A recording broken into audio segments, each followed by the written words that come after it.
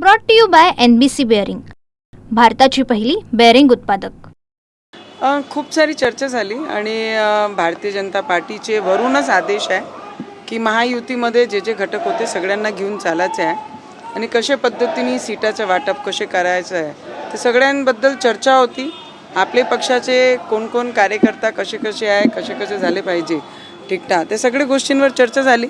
पण आमची इथून खूप पॉझिटिव्ह आहे की महायुतीमध्ये जेवढेही घटक आहे त्यांना सगळ्यांना घेऊन आपण अमरावतीमध्ये सोबत लढलो पाहिजे। तर अमरावतीमध्ये सोबत लढणार असं जवळपास निश्चित झालेलं आहे।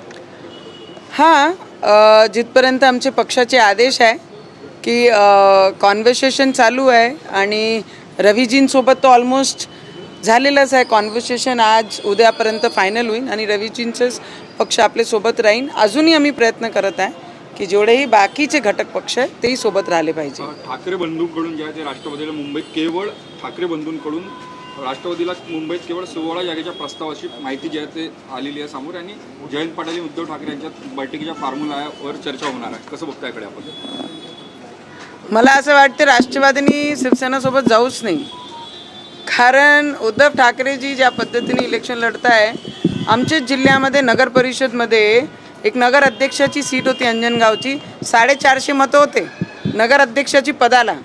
तर मला वाटते त्यांची दुकानं बंद होणार आहे, त्यांच्यासोबत जे जाईन त्यांचीही बंद होण्याची पूर्ण शक्यता आहे। मॅडम, उद्धव ठाकरे म्हणाले की इतके वर्ष आपण लढत आलो, मुंबईत कोणी हिसकावू शकले नाही, युती आघाडी होते, ज्याला कोणी ओळखलं नव्हतं त्या भाजपला खेडोपाडी नेलं। युत्या होतात तुटतात, पण पहिला अनुभव असा आहे की भाजपने आपली युती तोडली पण आता संपवायला निघाले, असं उद्धव ठाकरे म्हणतात आहे की आम्हाला संपवायला निघाले। मी एवढंच सांगू शकते, भारतीय जनता पार्टी खूप डेडिकेटेड आणि विचारांना घेऊन काम करणारी आहे। ज्यांनी विचार सोडले त्यांनीच युती तोडली। त्यांनी जे ठाकरे साहेबांनी म्हटलं होतं, बाळासाहेब ठाकरेजींनी, की आमच्या घरातून कोणीही मुख्यमंत्री होणार नाही, त्या पदाकरिता त्या खुर्चीकरिता त्यांनी भारतीय जनता पार्टीला दगा दिलं, देवेंद्र फडणवीसजींच्या पाठीशी खंजर खुपोसली आणि आज ते उलटा बोलते, एक तर चोरी ऊपर से सीना चोरी उद्धव ठाकरेजी तसं करत आहे।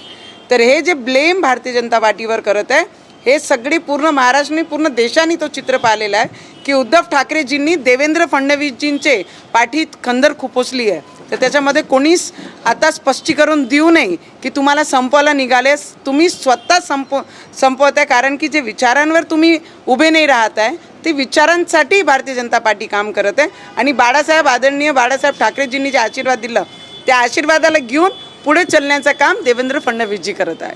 गौतम अदानी आज बारामतीच्या दौऱ्यावर आहेत आणि रोहित पवार जे आहेत ते अजित पवारांचे सारथी बनले आहेत। कसं बघताय याकडे? मी वारंवार ज्यावेळीस 2 दिवसाची सरकार आमच्या आदरणीय अजितदादांनी आणि देवेंद्र फडणवीसजींनी बनवली होती, शपथ घेतली होती, त्यावेळीसही सुद्धा बोलली होती, हा सगळा जेही घडून आलेला आहे हा पवार साहेबांचेच आदेशाने अजितदादांनी केलेला आहे। आणि शेवटी परिवार आहे आणि मतभेद झाले मधात, पण जे सगळं काही झालं अजितदादांनी केलं, भारतीय जनता पार्टीसोबत आले, मग इलेक्शन लढली, शपथ घेतली, उभे राहिले, हा सगळं चित्र पवार साहेबांनीच निर्माण केलं आहे। आणि आज काही नवल वाटण्याचं आम्हाला तरी काही कारण नाही आहे।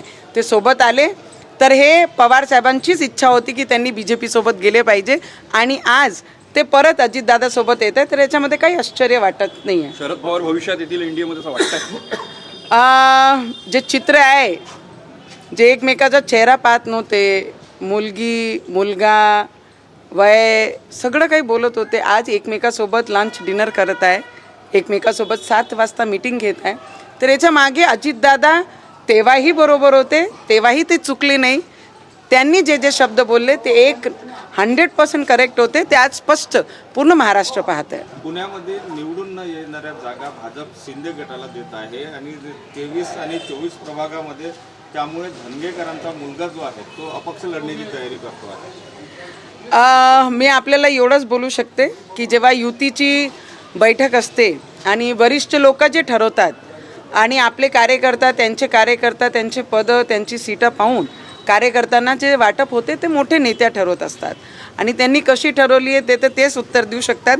हे एलिगेशन लावणं आणि युतीत ना बसणं हा त्यांचा चॉईस असते, आमची चॉईस आहे आमच्या पक्षाच्या मान्यता आहे की आपण सोबत लढलो पाहिजे. पण भाजपची जागा आहे त्या ठिकाणी धंगेकरांचा मुलगा जर अपक्ष लढत असेल तर मग युतीमध्ये कुठेतरी मी तेच म्हणत आहे, जर युती करत आहे आणि त्याच्या अगेन्स्ट आपण काम करत आहे तर तो युतीच्या अगेन्स्ट मानल्या जाईल आणि भारतीय जनता पार्टी ईमानदारीने काम करते. मैम अमरावती मनपा को लेकर आज बैठक है भाजपा की, बहुत रस्साकशी चल रही है सीट बंटवारे को लेकर, सब जगह हो जाएगा? नहीं, मैं आपको इतना ही बता सकती हूँ, हर क्षेत्र में जहाँ पे कॉरपोरेशन है वहाँ पर इतने ही डिफरेंसेस होते हैं क्योंकि 5 साल एक कार्यकर्ता सतरंजी उठाने से लेकर कुर्सियाँ उठाने तक का काम करता है और हर कार्यकर्ता को लगता है 5 साल 8 साल 10 साल काम करने के बाद कि मुझे वो टिकट मिलनी चाहिए. जब वो टिकट के ऊपर नीचे होती है तो मुझे लगता है नेताओं की भी बैठक उतनी ही बढ़ जाती है क्योंकि हर ईमानदार कार्यकर्ताओं को न्याय मिलना चाहिए. ये नेताओं की सबसे पहला प्रेफरेंस होता है और उसके लिए इतनी बैठकें होती हैं. लगातार शिवसेना की तरफ से सम्मानजनक सीटों की बात चल रही है और ये भी कहा जा रहा है कि नहीं मिली तो हम अपना अलग रास्ता भी. मैं आपको ये बता सकती हूँ, वो शिवसेना है, कौन सी शिंदे गट साहब की बात कर रहे हैं. शिंदे साहब बहुत पॉजिटिव है. सिर्फ ग्राउंड पे जो उनके नेता उन्होंने भेजे हैं, उन्होंने अगर थोड़ा सा सॉफ्ट लिया और भारतीय जनता पार्टी हमेशा तैयार है कि अपने अलायंस के साथ हम जिन युति के साथ चुन के आए वो युति को साथ में लेंगे. ठीक है, thank you. Brought to you by NBC bearing, भारताची पहिली बेअरिंग उत्पादक.